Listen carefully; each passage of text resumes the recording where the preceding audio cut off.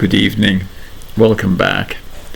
The light is a little low, but I think it gives an impression of what this broadcast is about. It's dedicated to all those who have died of COVID and to the huge gaps which are left in the lives of their loved ones.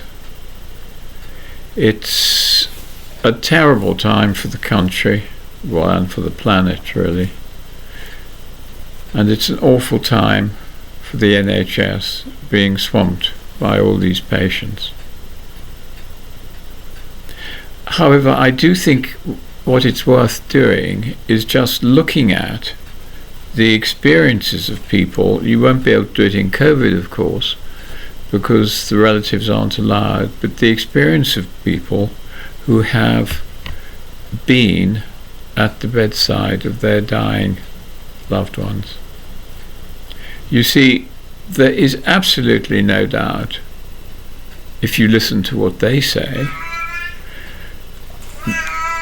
Oh, it sounds like Casper. If you listen to what they say, that is that there is a continuation of consciousness after death. The important thing here is these are called shared death experiences. And what happens in shared death experiences is that sometimes you will accompany the person as the life leaves the body. You will go into love and light. You will go with them. Sometimes they want you there to help in the transition. Well, Casper has come to join us, and at a time like this, pets and animals are really extremely helpful, certainly in the acute mourning phase. As I was saying, people will accompany the dying and are there to help. And because this is a shared death experience, you're not asking what the dying experienced, you're asking what the other people surrounding the dying experienced. And the picture there is much firmer than we had thought. I think it's an under-researched field, but what it definitely shows is that at the time of death, as the person is dying, or just before it, or just after it, then the people closest to them experience a number of phenomena. And let's look at what those are. They appear to accompany the dying, and they may feel that they go with them. They go with them as a sort of helpmate to help the person over the dying process. They go into a world, varies enormously, but essentially you could sum it up by saying a world of love and a world of light. And within this world, they know, because their loved ones always say so, they know that everything is okay. And this is enormously helping in the grieving process, because you've seen the person through the portal, if you like, or the entrance to death, and you have experienced part of the area which they're going to, because of course there is a limit, and some people report being turned back, some people report a barrier, rather like in the near-death experience. And so you have the experience of the light and the love, and the fact that this is going to continue on, and those who have died are okay. They're all right. So you don't have to be worried by them, you don't have to be upset any longer for them, because they're alright. Of course, you'll miss them enormously, particularly if the relationship has been a deep and long one. But nevertheless, it's enormously helping to know that they're okay. You see things like mists leaving the body, which people take to be the soul.